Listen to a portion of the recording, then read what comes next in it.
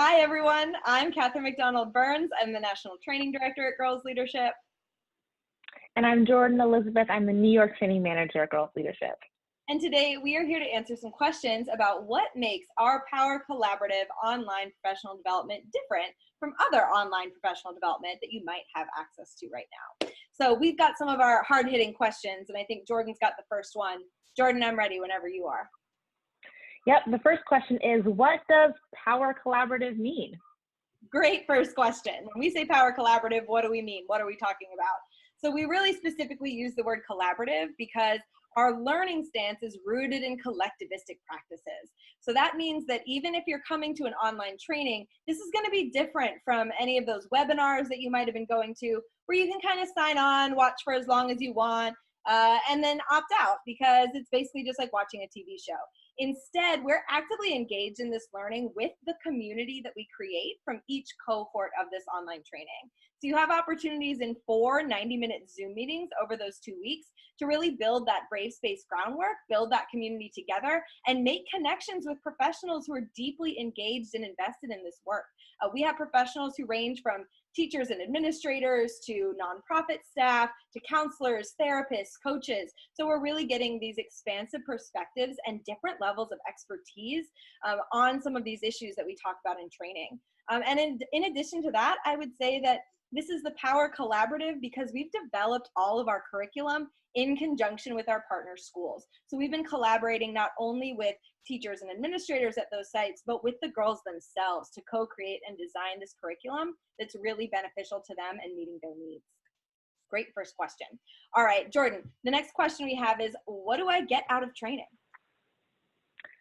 So much. So in addition to what you already mentioned, the ongoing access to the materials and the sense of community and building relationships with folks in your field, you also get access to these 2 curriculum takeaway options. So the first being the Power Collaborative curriculum, which is 45 lessons that are meant for in-person facilitation.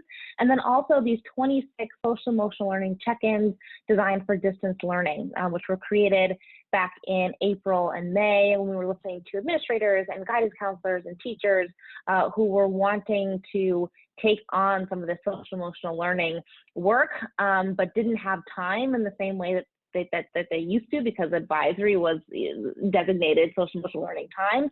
But these are really quick activities that anyone can incorporate into their lessons to hold some of that social emotional learning. So this next question for you, Catherine, is how does this training work online? The question that we're all trying to answer right now, I think. How does any learning work online?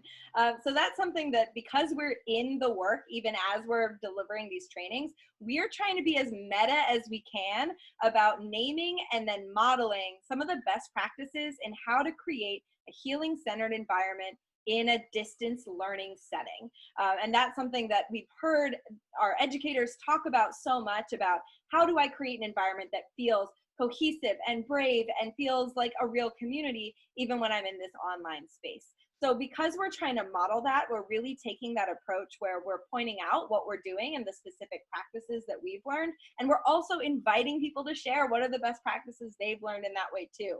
But beyond that, and not in just your Zoom meetings, obviously we get a lot of chance to discuss. We get a lot of opportunity to connect with each other.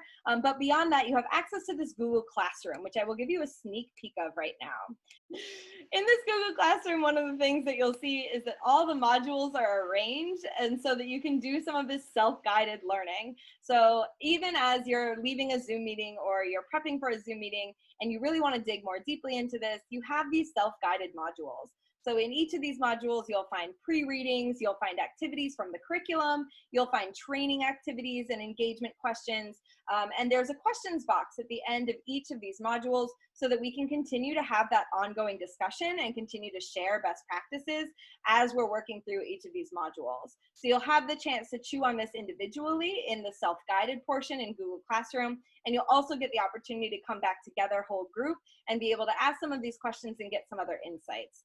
So this online learning process really has a lot of different components in terms of how we can come together to make sure that everyone's getting what they need from that learning environment.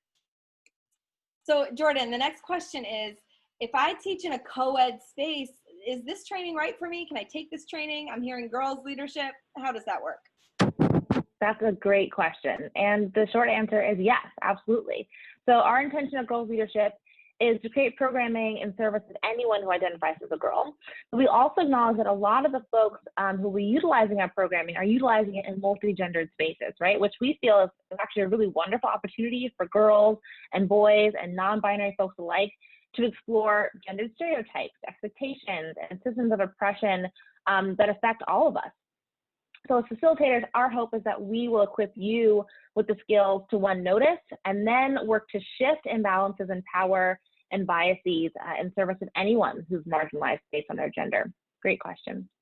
All right, this next one for you, Catherine, is how do you address issues of equity and bias in training? Great.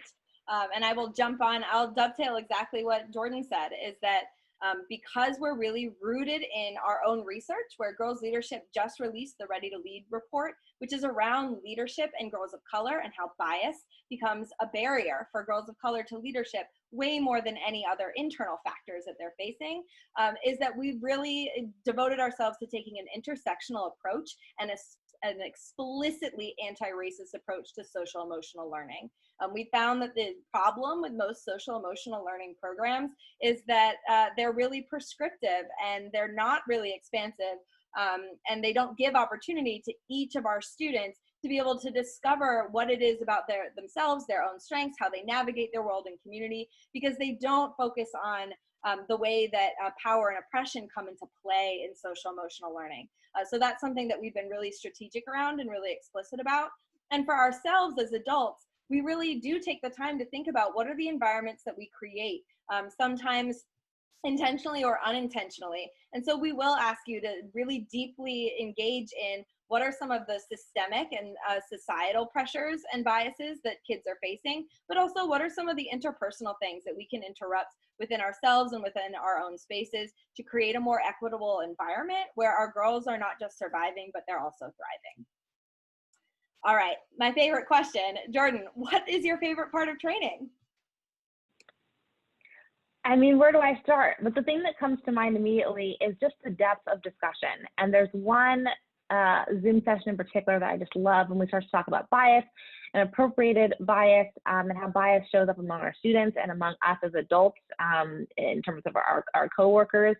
And just the depth of discussion and the way that people are able to connect their identities and the identities of their students to the work and to social emotional learning. There are just a lot of connections that are made in that Zoom meeting, and I just find it to be really, really fulfilling. How about you, Catherine? What's your favorite part of training? That's a great one. Yeah, I will say trainings are my favorite rooms to be in, whether they are virtual or in person. So I get really excited showing up to our training spaces.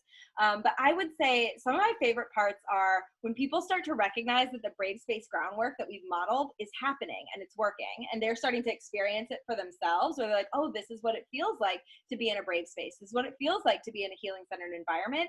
And then as we see that through line progress through training, when we get to that last module around healing-centered environments and healing-centered engagement, how people are seeing the connections to social emotional learning and culturally responsive mindsets and bias intervention and trauma-informed practice, and that they're starting to make those connections to, this is how this works in my space. I can make this happen. I have the power to do this. This is how I can see this coming to fruition. It's so exciting to me to take things from that kind of philosophical, theoretical that we're talking about and have people see the practical application, how it shows up in the curriculum, and feel like they can jump in with something new tomorrow if they decide to engage in that way. So that's probably my favorite part, is just seeing that through line through the end just come together in connection in our community. That's awesome. All right. Thank you so much, Jordan, for answering our questions, and thank you for asking them. If you have more questions, you can always visit our website. You can go to girlsleadership.org/PD, and you'll find our Power Collaborative website with more information about training, including our sliding scale for scholarships. So if you have any questions, feel free to reach out, and we hope to see you at a training soon.